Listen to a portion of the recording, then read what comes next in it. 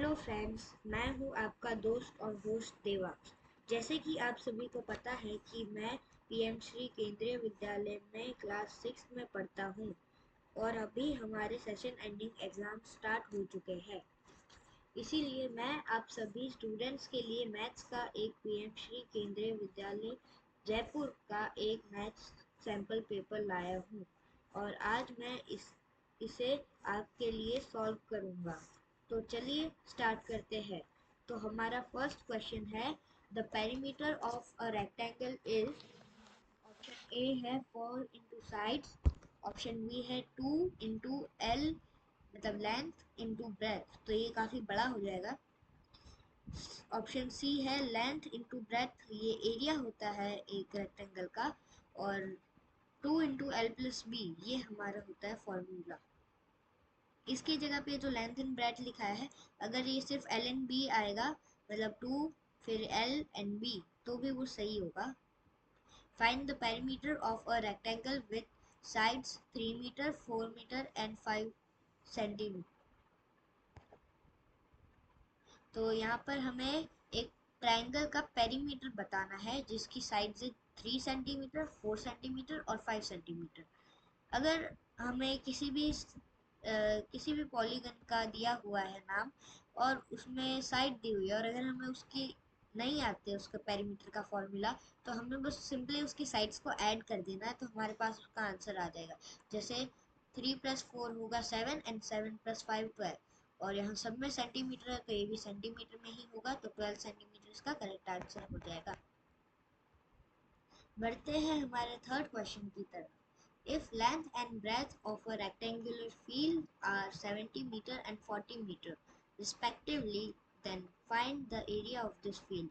यहाँ then की spelling थोड़ी गलत हो गई है, यहाँ पर ए वाला नहीं ई वाला then आएगा। अब 70 एंड 40 मीटर की जो है इसकी एक एक साइड है, मतलब एक रेक्टेंगल है उसमें ये 40 है मीटर और ये है 70 मीटर, इसमें दोनों साइड में 0।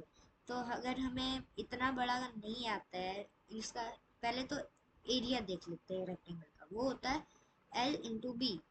तो ये लेंथ ये ब्रेथ, तो अगर इतने बड़े हम नंबर का नहीं आता है हमें और जल्दी करना है तो 0 को हम नहीं देखेंगे, 7 8 फोर्जा कर लेते हैं तो 28 आ जाएगा और 2 0 को एज इट इज़ लगा देंगे। तो ये कंफ्यूज करने के लिए दिया है क्योंकि 28 आगे आता है इसीलिए। तो ऑप्शन बी हमारा सही हो जाएगा, 2800 मीटर स्क्वायर। इस ये जो 2 लिखा हुआ है ये पावर ऑफ 2 नहीं है, यहाँ पर स्क्वायर इंडिकेट कर रहा है। आते हैं फोर्थ क्वेश्चन की तरफ। Which of the following is not improper fraction. तो इसमें जो ऑप्शन ए है ये तो पता ही चल रहा है कि ये तो इम्प्रॉपर फ्रैक्शन है। ये जो है ये प्रॉपर फ्रैक्शन है, इम्प्रॉपर नहीं है। आगे देखते हैं। ऑप्शन सी कह रहा है ये जो है मिक्स्ड फ्रैक्शन है। ऑप्शन डी भी मिक्स्ड फ्रैक्शन ही है। ऑप्शन बी सही हो जाएगा इसमें 3/4। क्वेश्चन 5 है, how many fraction lie between 0 and 1। तो मतलब ये थोड़ा अलग क्वेश्चन है, काफ़ी कम देखा होगा ये। तो इसमें 1 तो कोई नहीं लिखेगा मुझे तो पता है। 3 एंड 2 मतलब स्पेसिफिक नहीं है, इसमें इन्फिनाइट आएगा क्योंकि 0 एंड 1 के बीच में जैसे हम करें 0.1 और ऐसे ही होगा 0.000, मतलब कितने भी 0 लगा सकते हो उसके बाद में 1 आएगा। एक और 0 तो और हमें लगाना पड़ेगा, तो मतलब ये इन्फिनाइट ही होगा। क्वेश्चन 6 है, right the mixed fraction 2 3/11 in fraction. तो 2 11 एंड 3, तो इसमें पहले हमें जो नीचे होगा उसे मल्टीप्लाई करना होता है और ऊपर वाले को प्लस करते हैं। तो 2 11 ज़ा 22 एंड 22 + 3 हो जाएगा 25। तो इससे हमें जो हमारा न्यूमरेटर है वो मिल जाएगा और डिनोमिनेटर एज इट इज़ रहता है। अब 25/11 हमें ढूंढना है, ये रहा ऑप्शन सी में है, बाकी सब अलग है। How many pieces of length 1/6 will make a length of 1/3। इस क्वेश्चन में मतलब है कि जो कोई भी पीस है एक, वो 1/6 है उस पीस का, और 1/3 है, तो मतलब इसमें तो 2 आएगा आंसर, क्योंकि उसका आंसर ऑप्शन सी हो जाएगा 2। मतलब आप इमेजिन करिए कि एक पीस ऑफ पेपर है, उस पर 1/6 आपने पार्ट्स ड्रॉ किए, तो उसमें 1/3 है, तो अगर इसके 2 पार्ट्स हो जाएंगे तो एक पार्ट 1/3 होगा और दूसरा पार्ट 1/3 होगा, तो उसके अगर हम दोनों को मिलाएंगे तो 1/6 हो जाएगा। 8th क्वेश्चन है, which of the following can be constructed using only a compass and pencil? तो इसमें स्क्वायर में तो हमें स्केल की ज़रूरत पड़ती ही है, ट्रायंगल में भी पड़ती है, लेकिन जो सर्कल होता है वो हमें सिर्फ कंपास और पेंसिल से हम इसे ड्रॉ कर सकते हैं। Option A is the right option. Question 9 है, the distance between the fixed point centre and any point of circle is called. मतलब एक सर्कल है,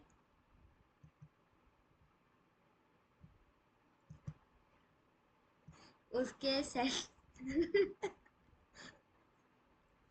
सॉरी, ड्राइंग थोड़ी गंदी हो गई, मैं इसमें कर लेता हूँ उससे ये भी।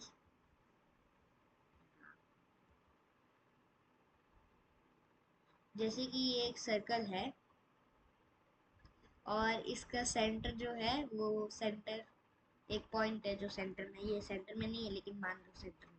अब इससे किसी भी सर्कल के पॉइंट तक का वो क्या होगा, तो वो सर्कल का रेडियस हो जाएगा इसमें है, तो option A is the correct option. Circumference वो होता है जो, मतलब जो ये सर्कल है इसकी जो बाउंड्री है वो हो जाएगी सरकमफ्रेंस। डायमीटर होता है एक पॉइंट से दूसरे पॉइंट तक की डिफरेंस, मतलब उसका डिस्टेंस। तो दो रेडियस जब मिल जाएंगे, दोनों रेडियस को जब हम सम करेंगे उसका, तब एक डायमीटर बनता है। एरिया तो इसका जो अंदर का है, जिसके अंदर सारे कॉर्ड और डायमीटर एरिया जो भी है वो सब आएगा, वो उसका एरिया है। क्वेश्चन 10th है, how many lines of symmetry in a circle. तो काउंटलेस आएगा, काउंटलेस का मतलब भी इन्फिनाइट ही होता है, मतलब अनकाउंटेबल भी आ सकता है इसमें। मतलब जैसे कि हम एक सर्कल बनाते हैं, ये एक सर्कल है जैसे, तो इसमें कितनी सिमेट्री की लाइन है, तो सर्कल तो इस एंगल से भी आपको सेम दिखेगा, यहाँ से भी सेम दिखेगा, यहाँ से भी सेम दिखेगा, मतलब कहीं से भी आप देख लो ये सेम ही होगा हर तरफ से, तो ये काउंटलेस होगा। A number with a plus sign, okay तो एक क्वेश्चन छूट गया है, हाँ। Number of lines of symmetry in a rectangle, तो इसमें ऑप्शन बी करेक्ट हो जाएगा। अब इसमें कुछ स्टूडेंट्स का डाउट हो जाएगा कि 4 क्यों नहीं, तो इसमें क्या करो आप कि जो ये है इसे आप सेम कर सकते हो, यहाँ से सेम दिया है, यहाँ से भी सेम दिया है, वो जैसे स्क्वायर का होता है यहाँ से डायगोनल वो भी करेंगे, तो ये जो होगा ना इसका वो तो यहाँ आ जाएगा। इसके लिए मतलब कैसे कर सकते हो कि एक पेपर लो रेक्टेंगुलर और उसको डायगोनली फोल्ड करके देख लो, अगर वो हो जाएगा तो ठीक है, और अगर नहीं होगा तो नहीं होगा। वैसे तो सिर्फ दो ही होते हैं लाइंस ऑफ सिमेट्री जो कि सेंटर से गुजरेंगे, 4 पार्ट्स में डिवाइड हो जाएगा टोटल अगर आप बनाएंगे एक ही डायग्राम में तो। फिर नेक्स्ट क्वेश्चन की तरफ बढ़ते हैं, the total number of integers between -4 and -1 are. इसमें इंटीजर्स पूछा है, ठीक है, यहाँ पे इन्फिनाइट नहीं हो सकता क्योंकि ये एक लिमिट है उसकी, मतलब वो हम काउंट कर सकते हैं। तो -4 से -1, इसे अगर हम नंबर लाइन पर चेक करें, एक मिनट बस में इसे जो आया है इसे थोड़ा सा इरेज कर देते हैं, वेट इसे बस मैं इरेज कर लूँ थोड़ा।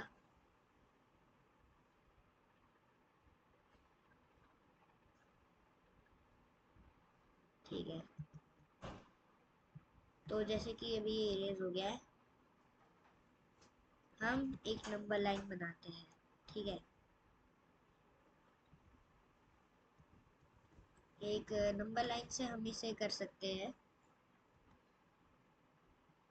ये एक लाइन है, यहाँ पर अब सेंटर को हम मतलब -1 का ही है, तो यहाँ पे 0 ले लेते हैं, यहाँ ले लेते हैं -1 और यहाँ ले लेते हैं -4।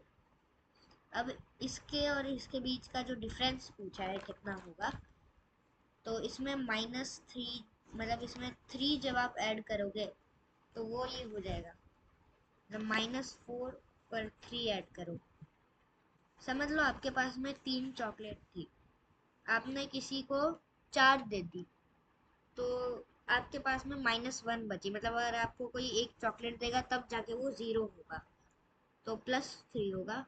प्लस लगाना वैसे ज़रूरी नहीं होता, नहीं भी लगाएंगे तो भी चलता है। A number with a plus sign in front is called a negative number के सामने तो एक ऐसा डैश लगेगा जिसको माइनस बोलते हैं। कंपोजिट नंबर तो अलग ही चीज़ है। प्राइम नंबर वो होते हैं जिनका सिर्फ 2 ही फैक्टर होते हैं, एक 1 और एक नंबर इटसेल्फ। कंपोजिट नंबर वो होते हैं जिनके कई सारे फैक्टर्स होते हैं, और पॉजिटिव नंबर होता है वो जो जिनके आगे प्लस साइन होता है। ये आपने एक सेल में देखा होगा, उसके एक साइड में प्लस होता है, एक साइड में माइनस का साइन होता है, तो वो एक साइड में पॉजिटिव एक साइड में नेगेटिव होता है, तो यहाँ ऑप्शन ए करेक्ट हो जाएगा, positive number. Right the additive inverse of +2।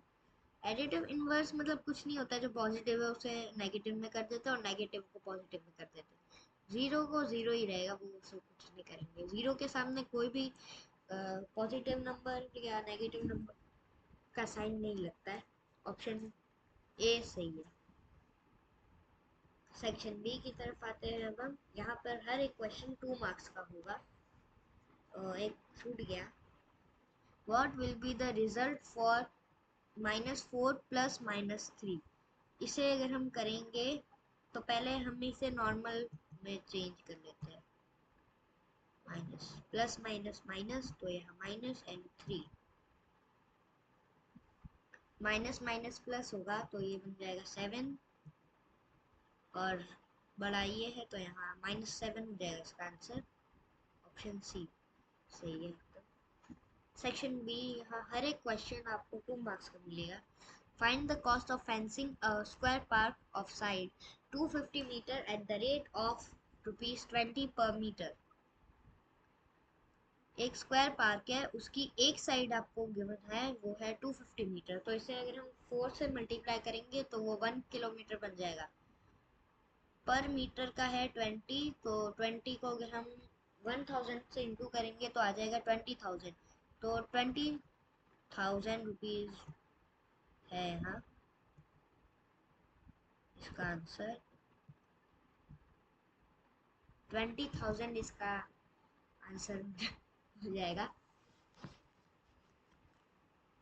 Next question है, what would be the cost of fencing a rectangular park whose length is 150 meter and breadth is 120 meter if the fence cost 40 per meter। इसमें question में है कि एक rectangular park है जिसकी length है 150 metre और ब्रेथ है 120 मीटर। उसको उसकी कॉस्ट है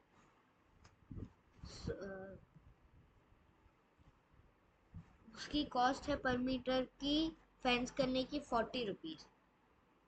जैसे कि ये है, हम इसे मान लेते हैं एक रेक्टेंगुलर पार्क है, इसकी जो लेंथ है वो 150 मीटर है और ब्रेथ है 120 मीटर। तो फेंसिंग करने के लिए हम अंदर तो फेंसिंग करेंगे नहीं, बाहर ही करेंगे बाउंड्री पर, और boundary of a polygon is called perimeter. अब हमें एक रेक्टेंगुलर पार्क का पेरीमीटर निकालना, मतलब ये सिंपली पूछ रहे रेक्टेंगल का पेरीमीटर, तो वो होगा 2 × L + B। 150 को अगर हम 120 से मल्टीप्लाई ऐड कर देते हैं उसे, तो आएगा 270। 270 को हमें अब 2 से मल्टीप्लाई करना होगा। तो ये जो है इसका फॉर्मूला हो जाएगा 2 ब्रैकेट में l plus B and then bracket close हो जाएगा। तो हम अभी 270 मीटर को 2 से डिवाइड मल्टीप्लाई करेंगे। तो अगर ज़ीरो है तो उसे हम थोड़ी देर के लिए साइड में रखते हैं और 27 को इंटू 2 करते हैं, तो ये हो जाएगा 54। और ज़ीरो का ज़ीरो लिख देंगे हम पीछे, तो हो जाएगा 540 मीटर। अब 1 मीटर की कॉस्ट 40 रुपीज़ है, तो 540 मीटर्स की कितनी होगी? तो 40 इंटू 540 करेंगे हम।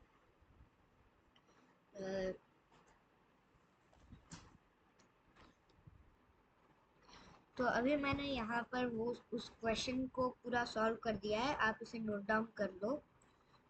यहाँ पेरीमीटर ऑफ रेक्टेंगल होता है 2 into L plus B equal to 2 length थी 150 प्लस 120 थी ब्रेथ।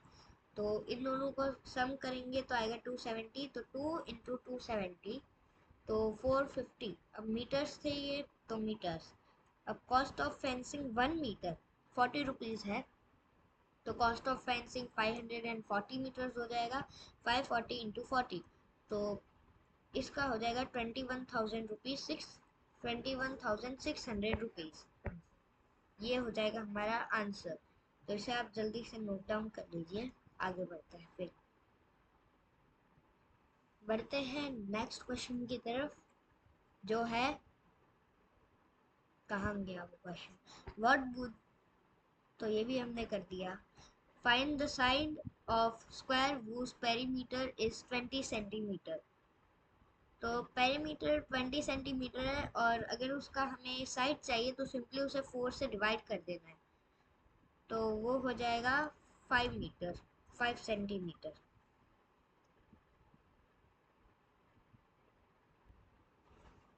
तो गाइस अभी मैंने आपके लिए वो क्वेश्चन सॉल्व कर दिया है, और वो क्वेश्चन यहाँ पर मैंने सॉल्व किया है। पेरीमीटर ऑफ स्क्वायर, तो यहाँ फॉर्मूला हो जाएगा 4 इंटू साइड्स। यहाँ पर जो पेरीमीटर हमें दिया हुआ है वो 20 है, तो यहाँ 20 लिख दिया, एंड ये as it is 4 into side. अब 4 यहाँ आ जाएगा, तो 20 divided by 4 equal to side, मतलब एक साइड है। 20 को 4 से डिवाइड करेंगे तो एक साइड आएगी, तो 20 को 4 से डिवाइड करते हैं तो 5 सेंटीमीटर आ जाएगा, और साइड एज इट इज, तो हमारा आंसर हो जाएगा 5 सेंटीमीटर। नेक्स्ट क्वेश्चन है, find the area of the rectangular park whose length and breadth are 12 centimetre and 21 centimetres respectively. इस क्वेश्चन में पूछा है हमें रेक्टेंगुलर पार्क का एरिया फाइंड आउट करना है, जिसकी लेंथ है 12 सेंटीमीटर और ब्रेथ है 21 सेंटीमीटर। तो इसे भी मैं अभी आपको सॉल्व करके दिखाता हूँ। यहाँ पर उस क्वेश्चन का सॉल्यूशन है, पहले हम लिखेंगे area of rectangle. Area of rectangle का फॉर्मूला होता है L इंटू बी, मतलब लेंथ इंटू ब्रेथ।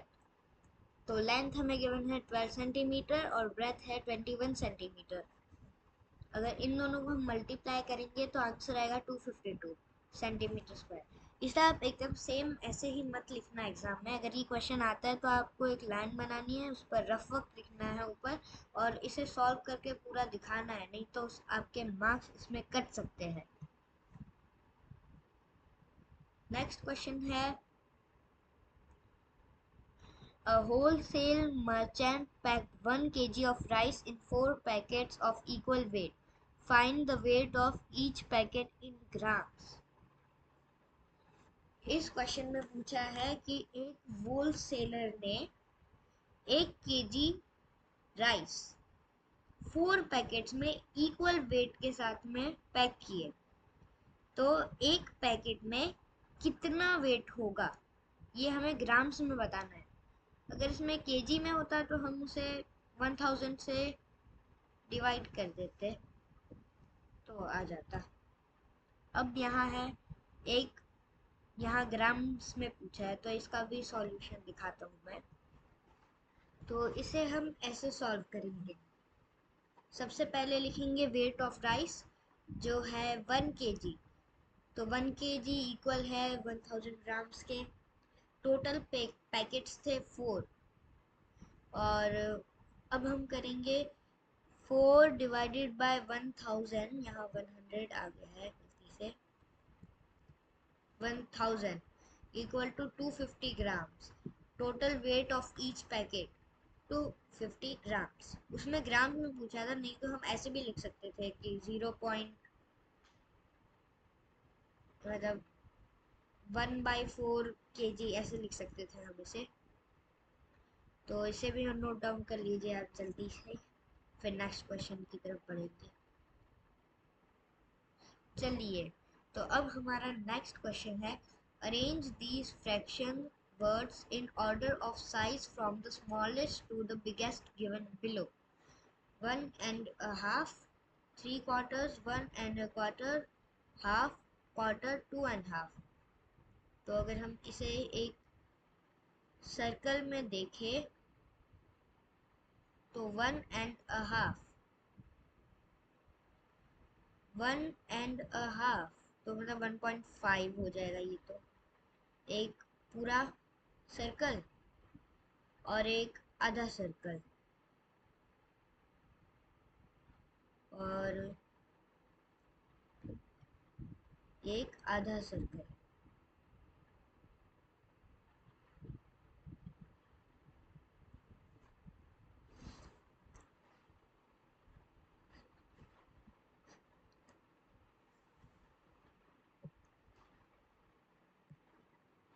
तो इसे हम हाफ डिवाइड कर देंगे। तो एक पूरा सर्कल और एक आधा सर्कल। यहाँ पर ये गड़बड़ हो गई है सब कुछ। एक मिनट, ठीक है, वो चिपक गया था बस थोड़ा। तो यहाँ ये हो जाएगा 1.5। 3/4 मतलब एक सर्कल है, उसके आपने 3 पार्ट्स कर दिए। तो ये वाला पूरा और ये वाला पूरा, ये हो जाएगा 3/4। ये 1/4 होता है। ऐसे देखें तो एक सर्कल में 4 क्वार्टर्स होते हैं, उसके 3 क्वार्टर्स। 1.25 तो मतलब एक पूरा सर्कल और एक क्वार्टर। नेक्स्ट है हाफ। तो simple half, semi circle, quarter, एक इतना सिंपल क्वार्टर, 2.5। तो ये होगा सबसे बिगेस्ट, तो ये तो लास्ट आएगा। क्वार्टर होगा सबसे पहले, देन हाफ होगा, देन 3/4, फिर 1.25, फिर 1.5, फिर 2.5। तो इस टाइप से कुछ होगा। सबसे पहले क्वार्टर, फिर हाफ, फिर 3/4, फिर 1.25, फिर 1.5 और लास्ट में 2.5। नेक्स्ट क्वेश्चन है, draw a picture and write an addition statement as above show. 5 times 1/4 of a 2 roti of a roti। 5 times 1/4 मतलब 1/4 into 5। तो ये भी मैं करके दिखा देता हूँ। सो इस क्वेश्चन का आंसर हो जाएगा 5 times of a roti। Solution इस टाइप की आपको ड्राइंग बना देनी है, फिर 5 times of a roti लिखकर 1/4 प्लस 1/4 प्लस 1/4 प्लस 1/4 इस टाइप से 5 टाइम लिख देना। या तो 1/4 into 5 सिंपल भी लिख सकते हो अगर शॉर्ट में लिखना हो तो। नेक्स्ट क्वेश्चन की तरफ आते हैं। Write the following mixed numbers as fractions.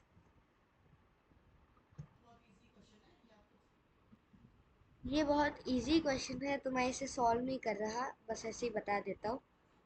तो जो 3 है उसे हमें 4 से मल्टीप्लाई करना है, ठीक है। 3 को 4 से मल्टीप्लाई करेंगे, फिर जो आएगा उसे 1 से प्लस कर देंगे, मतलब ऐड कर देंगे। तो 3 4 जार 12, 12 प्लस 1 13, 13 हो जाएगा ये। और डिनोमिनेटर तो सेम ही रहता है, तो 13/4 हो जाएगा ए का। बी का देखते हैं, 7 3/2, उसमें भी यही वाला लगेगा। 7 3 जार 21, 21 प्लस 2 23, 23/3। बी का हो जाएगा 23/3। नेक्स्ट क्वेश्चन की तरफ आते हैं। Write down 2 properties of a rectangle. मतलब इसमें रेक्टेंगल की कोई भी 2 प्रॉपर्टीज लिखनी है। तो फर्स्ट प्रॉपर्टी हो जाएगी रेक्टेंगल्स की, opposite sides are parallel and equal in length. Second property हो जाएगी all 4 interior angles are right angles. Right angles वो होते हैं जो जिसका जो भी डिग्री मेजर होता है वो 90 डिग्री होता है, उसे राइट एंगल्स बोलते हैं। ड्रॉ नेक्स्ट क्वेश्चन है, draw a rectangle of length 4 centimetre and breadth 6 centimetre. तो ये तो आप स्केल से खुद ही कर लेना, ठीक है। ये तो सेकेंड क्लास में भी सिखा देते हैं, तो अभी तक तो आना ही चाहिए। और नहीं आता है तो 2 मार्क्स तो आपके कट ही जाएंगे, तो आप याद ही रख लेना। Evaluate the following using tokens, +5 +-3। तो इसमें हम पहले लिखेंगे, एक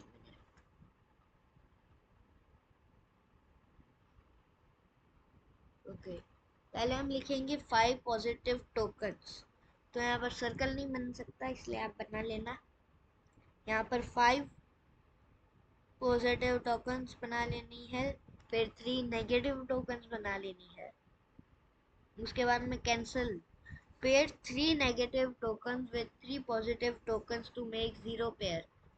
उसके बाद में उसे कट कर लेनी है। रिजल्ट बच जाएगा कि 2 पॉजिटिव टोकन्स जो है वो बच जाएंगे, तो मतलब इसका आंसर होगा +2। इसका आंसर +2 होगा। सेक्शन सी की तरफ आते हैं। सो गाइज, अभी जो वीडियो है वो काफ़ी लेंदी हो गई है, हाफ आवर की होने वाली है। तो ये पार्ट 1 था इस वीडियो का। मैं पार्ट 2 कल डाल दूंगा इस वीडियो का, तो आप कल जाकर चेकआउट कर लेना। उसमें सेक्शन सी मतलब 22 क्वेश्चन से लेकर 30 क्वेश्चन तक मैं सारे आपको आंसर्स बता दूंगा, ठीक है।